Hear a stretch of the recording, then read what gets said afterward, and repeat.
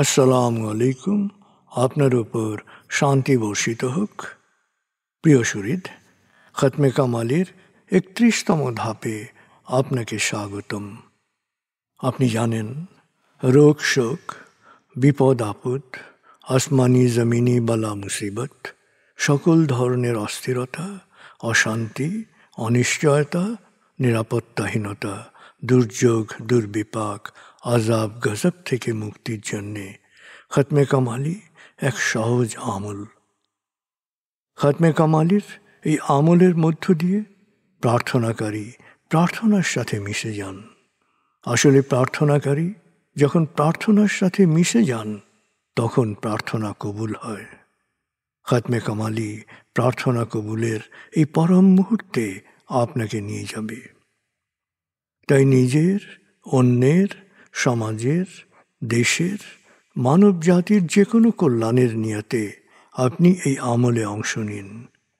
আপনি সকল বিপদ আপদ, বালা মুসিবত মুক্ত হন। আপনার জন্যে কল্যাণকর সকল দোয়া আল্লাহ কবুল করুন। সব সময় আল্লাহ আমাদেরকে তার রহমতের ছায়ায় রাখুন। এই কামনা করে আমি শহীদ আল বুখারী মহাজাতক খতমে কামালির পুরো প্রক্রিয়ায় আপনার সাথে থাকছি। আসুন এবার আমরা ডুবে যাই সত্যের গভীরে।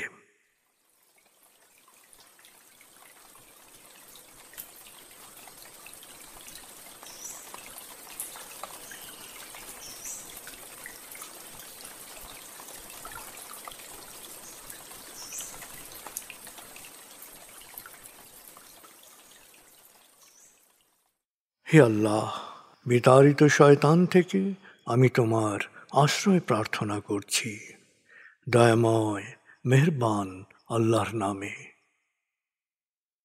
আয়াতুল মুলক।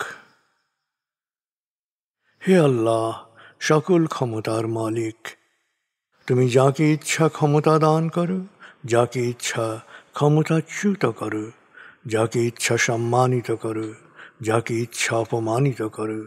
তুমি সর্বশক্তিমান, সকল কল্যাণ ও মঙ্গলের আধার।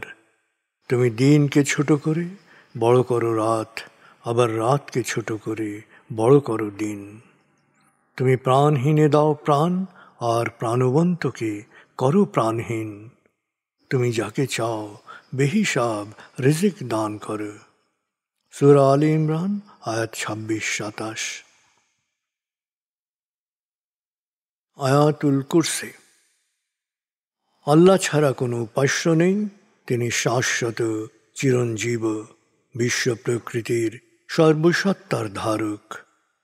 তিনি তন্দ্রা নিদ্রাহীন, সদা সজাগ, মহাকাশ ও পৃথিবীর সব কিছুর মালিক। তার সদয় অনুমতি ছাড়া তার কাছে সুপারিশ করার সাধ্য কারো নেই। দৃশ্যমান বা দৃশ্য, অতীত বা ভবিষ্যৎ, সৃষ্টির সব কিছুই তিনি জানেন।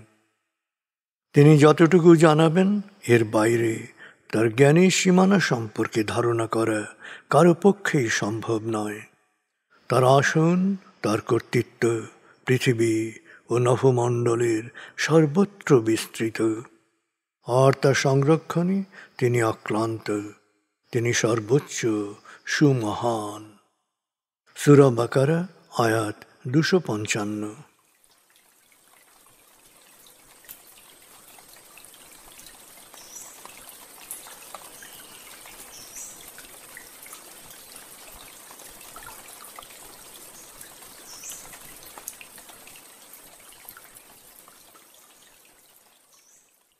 আসুন আমরা ধীরে ধীরে ডুবে যাই হৃদয়ের গভীরে নবী প্রেমে।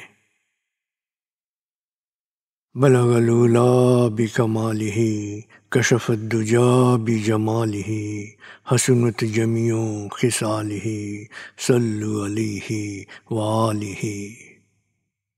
بلغ العلا بكماله كشف الدجى بجماله حسنت جميع خصاله صلوا عليه وآله بلغ العلا بكماله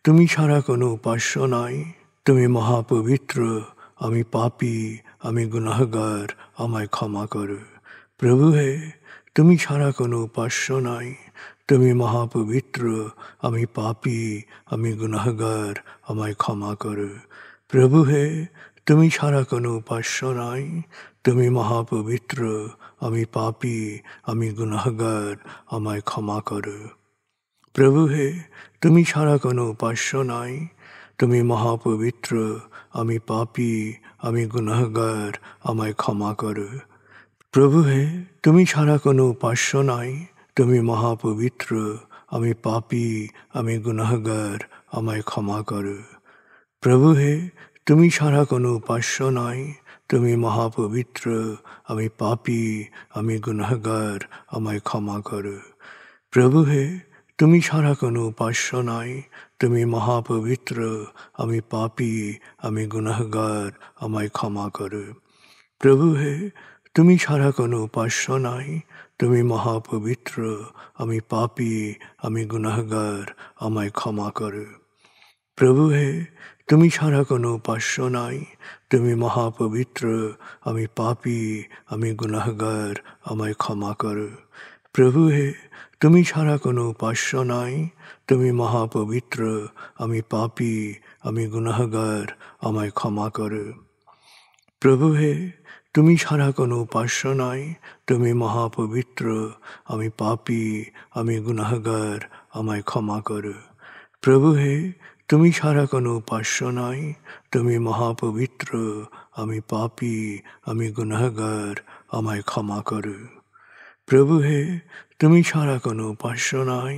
তুমি মহাপবিত্র, আমি পাপী, আমি গুনাহগার, আমায় ক্ষমা করো। প্রভু হে, তুমি ছাড়া কোনো উপাস্য নাই। তুমি মহাপবিত্র, আমি পাপী, আমি গুনাহগার, আমায় ক্ষমা করো। প্রভু হে, তুমি ছাড়া কোনো উপাস্য নাই। তুমি মহাপবিত্র, আমি পাপী, আমি গুনাহগার, আমায় ক্ষমা করো। প্রভু হে, তুমি ছাড়া কোনো উপাস্য নাই। তুমি মহাপবিত্র, আমি পাপী, আমি গুনাহগার, আমায় ক্ষমা করো। প্রভু হে, তুমি ছাড়া কোনো উপাস্য নাই। তুমি মহাপবিত্র, আমি পাপী, আমি গুনাহগার, আমায় ক্ষমা করো।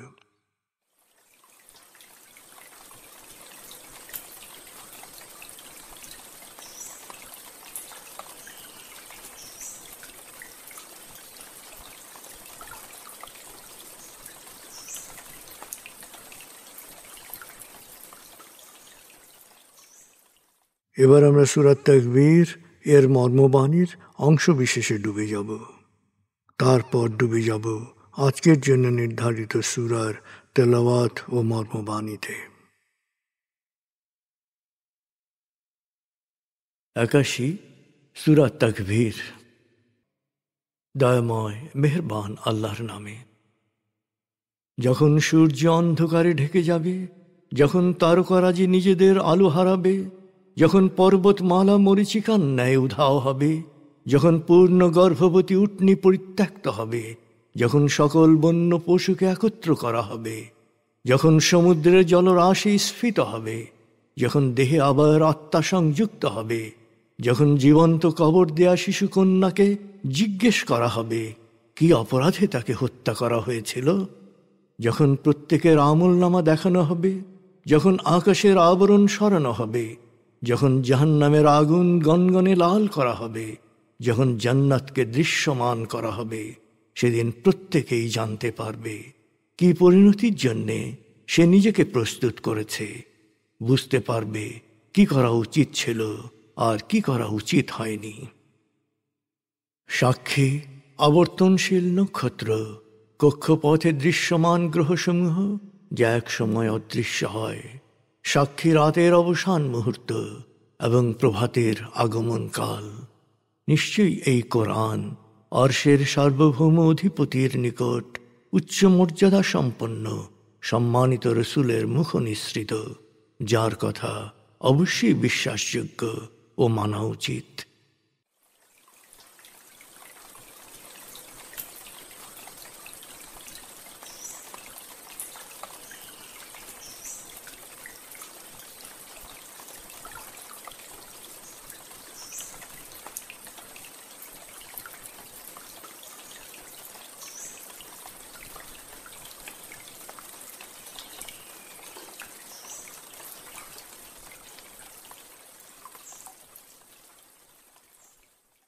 এবার আমরা সূরা মুলকের তেলাওয়াত ও মর্মবাণীর গভীরে ডুবে যাব। 67 সূরা মুলক, রুকু 2, আয়াত 30, মক্কি। বিসমিল্লাহির রহমানির রহিম। تبارك الذي بيده الملك وهو على كل شيء قدير الذي خلق الموت والحياة ليبلوكم أيكم أحسن عملا وهو العزيز الغفور الذي خلق 7 سماوات طباقا ما ترى في خلق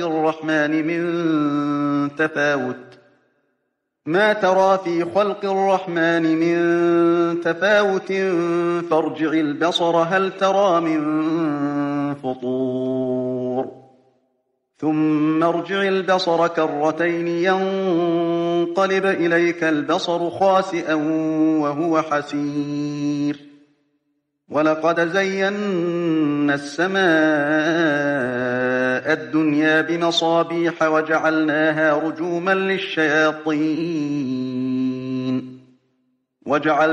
رجوما للشياطين وأعتدنا لهم عذاب السعير وللذين كفروا بربهم عذاب جهنم وبئس المصير إذا ألقوا فيها سمعوا لها شهيقا وهي تفور تكاد تميز من الغيظ كلما ألقي فيها فوج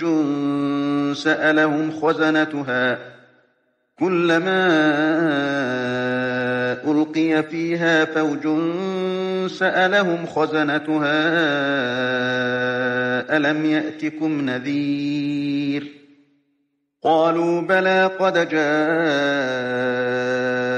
نذير فكذبنا وقلنا ما نزل الله من شيء إن أنتم إلا في ضلال كبير وقالوا لو كنا نسمع أو نعقل ما كنا في أصحاب السعير فاعترفوا بذنبهم فسحقا لأصحاب السعير إن الذين يخشون ربهم بالغيب لهم مغفرة وأجر كبير وأسروا قولكم أو اجهروا به إنه عليم بذات الصدور ألا يعلم من خلق وهو اللطيف الخبير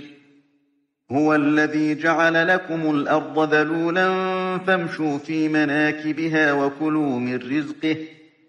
وكلوا من رزقه وإليه النشور أأمنتم من في السماء أن يخسف بكم الأرض فإذا هي تمور أم أمنتم من في السماء أن يرسل عليكم حاصبا فستعلمون كيف نذير ولقد كذب الذين من قبلهم فكيف كان نكير أولم يروا إلى الطير فوقهم صافات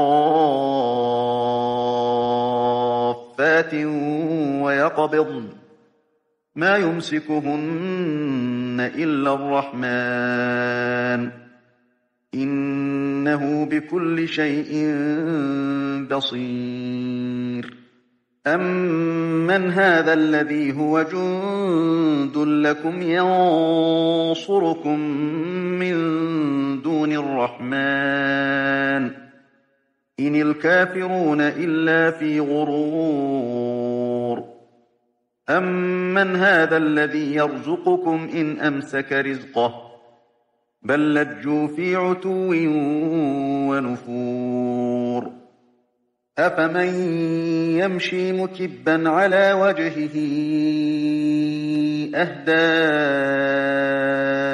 أمن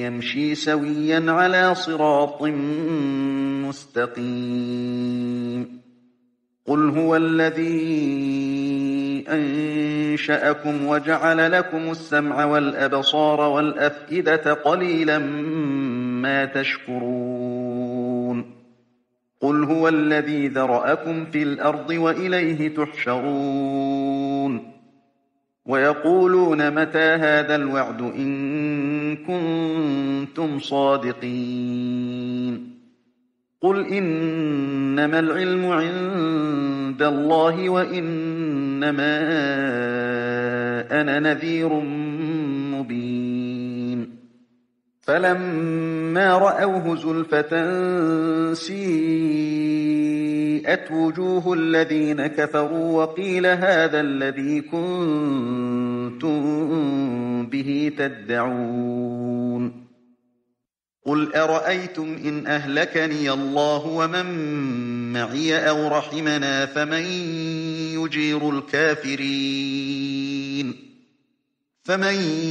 يجير الكافرين من عذاب أليم قل هو الرحمن آمنا به وعليه توكلنا فستعلمون من هو في ضلال مبين قل أرأيتم إن أصبح ماؤكم غورا فمن يأتيكم بماء معين দয়াময় মেহেরবান আল্লাহর নামে। আল্লাহ মহামহিম, সকল কর্তৃত্ব সার্বভৌমত্ব তাঁরই হাতে। তিনি সর্ববিষয়ে সর্বশক্তিমান। তোমাদের মধ্যে সৎকর্মীকে অগ্রগামী তা পরীক্ষার জন্যই তিনি জীবন সৃষ্টি ও মৃত্যুর ব্যবস্থা করেছেন। সেই সাথে তোমরা যাতে অনুধাবন করতে পারো তিনি মহাপরাক্রমশালী ও সত্যিকারের ক্ষমাশীল। মহামহিম তিনি একের সাথে অন্যকে সাযুজ্যপূর্ণ করে নভমণ্ডলকে ৭ স্তরে সাজিয়েছেন। দয়াময় আল্লাহর সৃষ্টিতে তুমি কোথাও কোনো অসঙ্গতি দেখতে পাবে না। তাকাও, দেখো, কোনো ত্রুটি দেখতে পাও কি? নভমণ্ডলের রহস্য বোঝার জন্যে আবার তাকাও, বারবার তাকাও। যতবার তাকাবে ততবারই রহস্য ভেদ করতে না পেরে দৃষ্টি ব্যর্থ ও ক্লান্ত হয়ে ফিরে আসবে। আমি নিকটবর্তী নভমণ্ডলকে সুশোভিত করেছি আলোকোজ্জ্বল নক্ষত্র রাজি দিয়ে। এগুলোতে রয়েছে শয়তানি উদ্যোগ ব্যর্থ করার উপকরণ, আর অন্যায়কারীদের জন্য প্রস্তুত রেখেছি প্রজ্বলিত আগুনের শাস্তি। আসলে যারাই প্রতিপালককে অস্বীকার করেছে তাদের সবার জন্যেই অপেক্ষা করছে জাহান্নামের আগুন। হায়, পরিণতি হিসেবে এটা কতই না নিকৃষ্ট। যখন ওদেরকে সেখানে ফেলা হবে তখন তারা জাহান্নামের ভয়াবহ গর্জন শুনতে পাবে। জাহান্নাম ক্রোধে ফেটে পড়তে চাইবে। যখনই ওর মধ্যে পাপীদের কোনো নতুন দলকে ফেলা হবে তখন জাহান্নামের প্রহরীরা ওদের জিজ্ঞেস করবে, তোমাদের কাছে কি কোনো সতর্ককারী আসেনি? ওরা বলবে, অবশ্যই আমাদের কাছে সতর্ককারী এসেছিল, কিন্তু আমরা তাদের মিথ্যেবাদী বলে অভিহিত করেছি। আমরা বলেছিলাম, আল্লাহ কখনো কোনো বাণী নাজিল করেনি। তোমরা স্বঘোষিত সতর্ককারীরা মহাবিভ্রান্তিতে নিমজ্জিত। হায়, যদি আমরা তাদের কথা শুনতাম অথবা কমপক্ষে আমাদের বিচার বুদ্ধি প্রয়োগ করতাম, তাহলে আমরা জাহান্নামের অধিবাসী হওয়া থেকে রক্ষা পেতাম। এভাবেই ওরা নিজেরাই নিজেদের অপরাধের বিষয়টি উপলব্ধি করবে, কিন্তু তখন অনেক দেরি হয়ে গেছে। জাহান্নামের আগুনই হচ্ছে তখন তাদের নিয়তি। অপরদিকে প্রত্যক্ষভাবে দৃশ্যমান না হওয়া সত্ত্বেও যারা আল্লাহ সম্পর্কে সচেতন থেকেছে ও তার আনুগত্য করেছে তাদের জন্য রয়েছে ক্ষমা ও মহাপুরস্কার। তোমরা গোপনে কানে কানে বলো বা প্রকাশ্যে উচ্চকণ্ঠে বলো, আল্লাহর কাছে সবই সমান। তিনি তো অন্তর্যামী।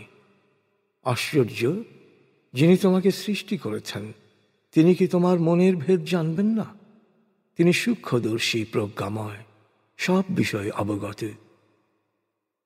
আল্লাহ তোমাদের জন্য জমিনকে বিস্তীর্ণ করেছেন, চারদিকে ছড়িয়ে পড়ো, তার দেয়া জীবন উপকরণ থেকে আহার করো।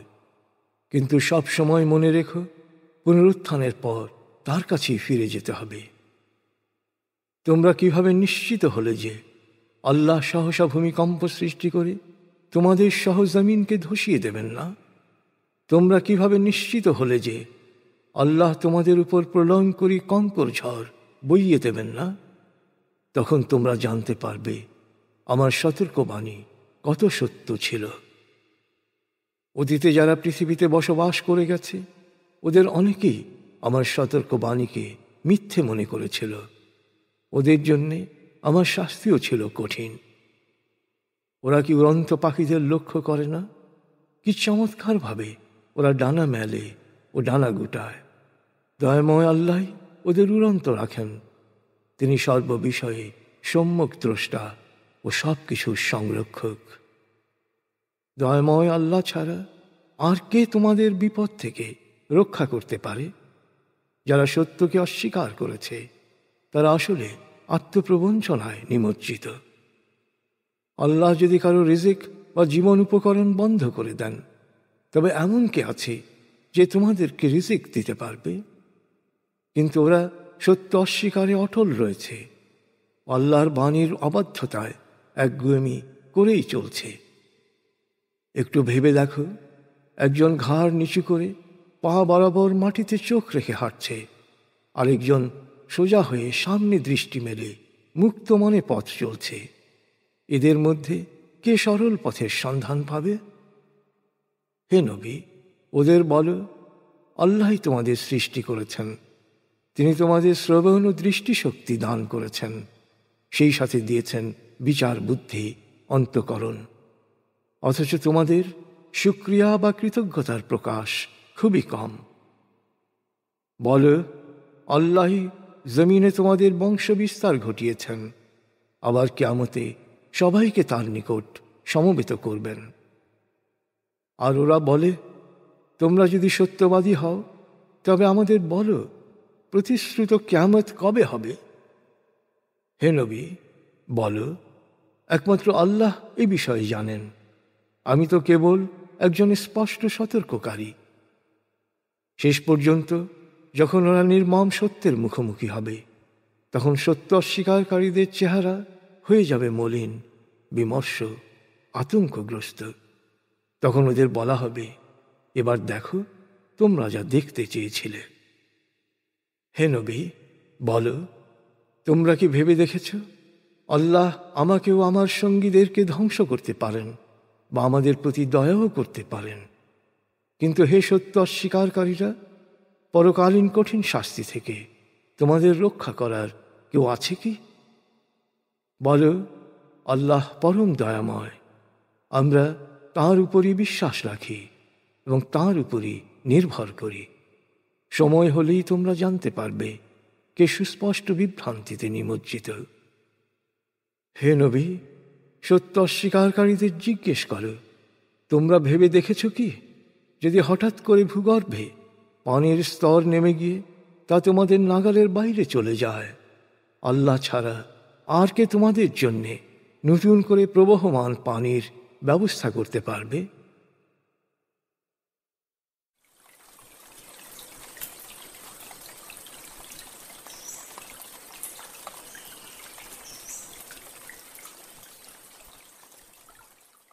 আপনি এতক্ষণ মর্মবাণীর গভীরে ডুবেছিলেন।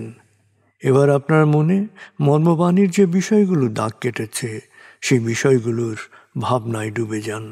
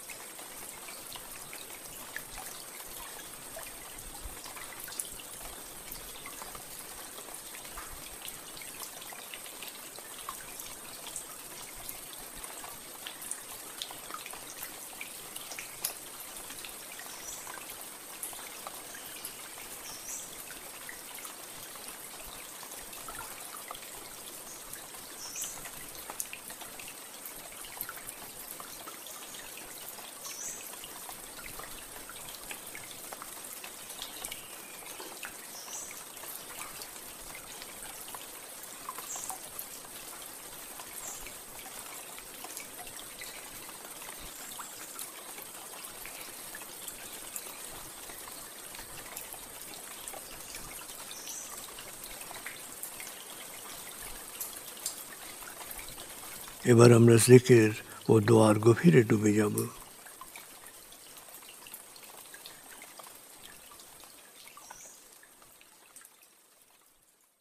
এবার হালকাভাবে চোখ বন্ধ করুন, লম্বা দম নিন, নাক দিয়ে দম নিন, আস্তে আস্তে মুখ দিয়ে দম ছাড়ুন। দম নেবেন পেটে, ছাড়বেন মুখ দিয়ে। দম নেওয়ার চেয়ে দম ছাড়তে সামান্য বেশি সময় নিন। দম নিতে নিতে ভাবুন প্রকৃতি থেকে আফুরন্ত প্রাণশক্তি শরীরে প্রবেশ করছে, আর দম ছাড়তে ছাড়তে ভাবুন শরীরের সকল দূষিত পদার্থ বাতাসের সাথে বেরিয়ে যাচ্ছে। নাক দিয়ে দম নিতে নিতে ভাবুন প্রকৃতি থেকে আফুরন্ত প্রাণশক্তি শরীরে প্রবেশ করছে, আর মুখ দিয়ে দম ছাড়তে ছাড়তে ভাবুন শরীরের সকল দূষিত পদার্থ বাতাসের সাথে বেরিয়ে যাচ্ছে। দম নিতে নিতে ভাবুন প্রকৃতি থেকে আফুরন্ত প্রাণশক্তি শরীরে প্রবেশ করছে। দম ছাড়তে ছাড়তে ভাবুন শরীরের সকল দূষিত পদার্থ বাতাসের সাথে বেরিয়ে যাচ্ছে। দম নিতে নিতে ভাবুন প্রকৃতি থেকে আফুরন্ত প্রাণশক্তি শরীরে প্রবেশ করছে, আর দম ছাড়তে ছাড়তে ভাবুন শরীরের সকল দূষিত পদার্থ বাতাসের সাথে বেরিয়ে যাচ্ছে। দম নিতে নিতে ভাবুন প্রকৃতি থেকে আফুরন্ত প্রাণশক্তি শরীরে প্রবেশ করছে, আর দম ছাড়তে ছাড়তে ভাবুন শরীরের সকল দূষিত পদার্থ বাতাসের সাথে বেরিয়ে যাচ্ছে। এবার দম স্বাভাবিক হতে দিন। স্বাভাবিকভাবে নাক দিয়ে দম নিয়ে নাক দিয়ে দম ছাড়ুন। আপনার অঙ্গ শিথিল ও নিষ্প্রাণ হয়ে আসছে। এবার নাক দিয়ে ধীরে ধীরে দম নিয়ে বেশ সময় নিয়ে ধীরে ধীরে নাক দিয়ে দম ছাড়ুন। দম নেওয়ার চেয়ে ছাড়ায় সময় একটু বেশি নিন। ধীরে ধীরে দম নিন, ধীরে ধীরে দম ছাড়ুন। ধীরে ধীরে দম নিন, ধীরে ধীরে দম ছাড়ুন। ধীরে ধীরে দম নিন, ধীরে ধীরে দম ছাড়ুন।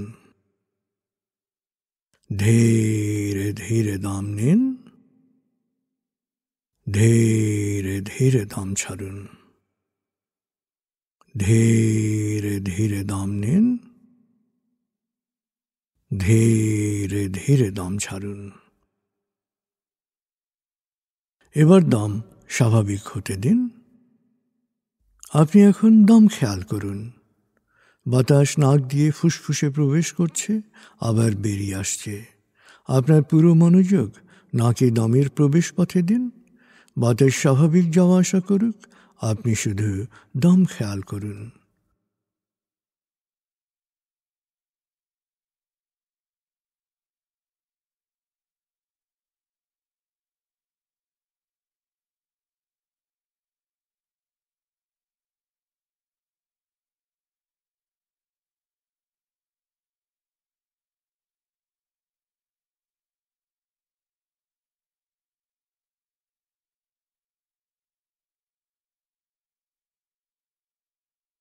অনুভব করুন আপনার শরীর ভারী লাগতে শুরু করেছে।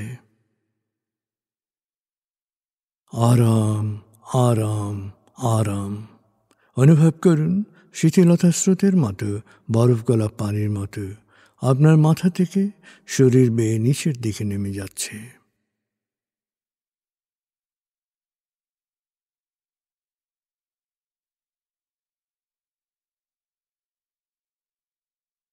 আপনি এখন পুরোপুরি শিথিল। শিথিলায়নের গভীর স্তরে প্রবেশ করেছেন আপনি। আপনার ব্রেন ওয়েভ বিটা স্তর থেকে নেমে গেছে আলফায়। মনের বাড়ির পথে আপনি এখন আলফা স্টেশনে এসে পৌঁছেছেন। এই স্টেশনে আপনার জন্য রয়েছে বিশেষ ওয়েটিং রুম। আলফা স্টেশন থেকে আপনি এখন মনের বাড়িতে যাচ্ছেন। আমি গণনা শুরু করছি। 19,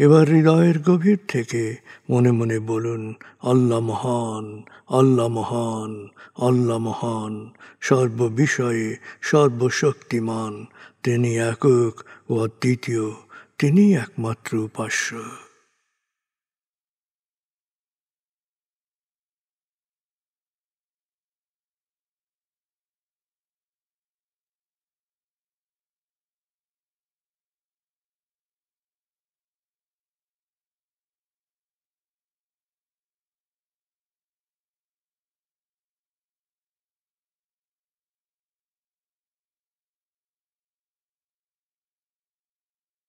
হৃদয়ের গভীর থেকে প্রার্থনা করুন, হে আল্লাহ, তুমি আমাদেরকে বিশ্বাসী, সৎকর্মশীল, সংঘবদ্ধ মানুষ হিসেবে কোয়ান্টাম ফাউন্ডেশনে একাত্ম করেছ। হে আল্লাহ, কোয়ান্টাম ফাউন্ডেশনকে এ যুগের আলোকবর্তিকা হিসেবে, সহস্রাব্দের বাতিঘর হিসেবে কবুল করো। কোয়ান্টাম ঘরে ঘরে, মেডিটেশন ঘরে ঘরে, এ অনুরণন সার্থক করো।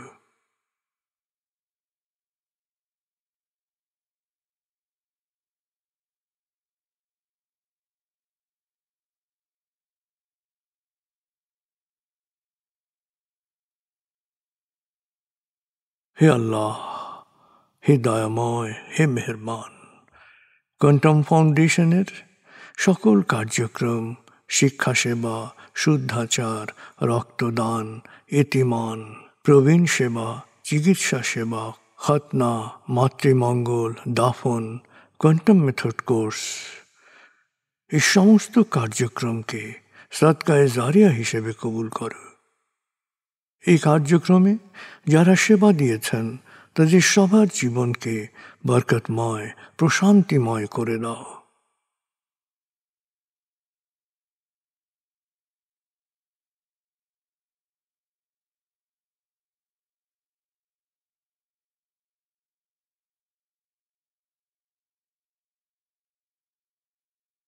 হে আল্লাহ, গত ৩০ বছর ধরে ফাউন্ডেশনের কাজগুলোকে গতিশীল রাখার জন্যে যারা নিয়মিত দান করেছেন, যারা এককালীন দান করেছেন, যারা জাকাত দিয়েছেন, যারা স্থাবর অস্থাবর সম্পত্তি দান করেছেন, তাদের সবার দানকে তুমি সৎ দান হিসেবে কবুল করো, সদকায়ে জারিয়া হিসেবে কবুল করো। তাদের পরিবারে সুখ ও প্রশান্তি দান করো, তাদের ধন সম্পত্তিতে বরকত দান করো।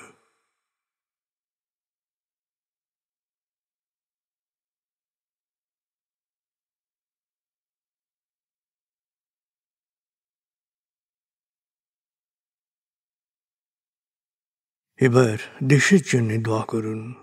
হে আল্লাহ, দেশের প্রতিটি মানুষ যেন প্রজ্ঞাপূর্ণ সিদ্ধান্ত নিয়ে নিজের কাজ সবচেয়ে ভালোভাবে করতে পারে, সবাইকে সে তৌফিক দাও। হে আল্লাহ, তুমি আমাদের তোমার বিশেষ অনুগ্রহ ভাজন জাতিতে পরিণত করেছ, অফুরন্ত অনুগ্রহ সম্পদ দিয়েছ, বিশ্বকে বিভিন্ন ক্ষেত্রে নেতৃত্ব দেওয়ার মতো মেধা ও মস্তিষ্ক দিয়েছ। আমরা যেন ভালো মানুষ, ভালো দেশে রূপান্তরিত হতে পারি, আমাদের সেই তৌফিক দাও।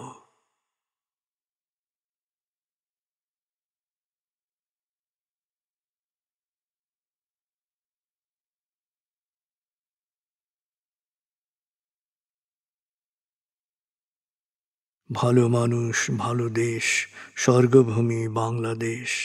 ভালো মানুষ, ভালো দেশ, স্বর্গভূমি বাংলাদেশ। ভালো মানুষ, ভালো দেশ, স্বর্গভূমি বাংলাদেশ। দেশের জন্য প্রার্থনা করুন। দেশকে যেমন দেখতে চান সেভাবে প্রার্থনা করুন।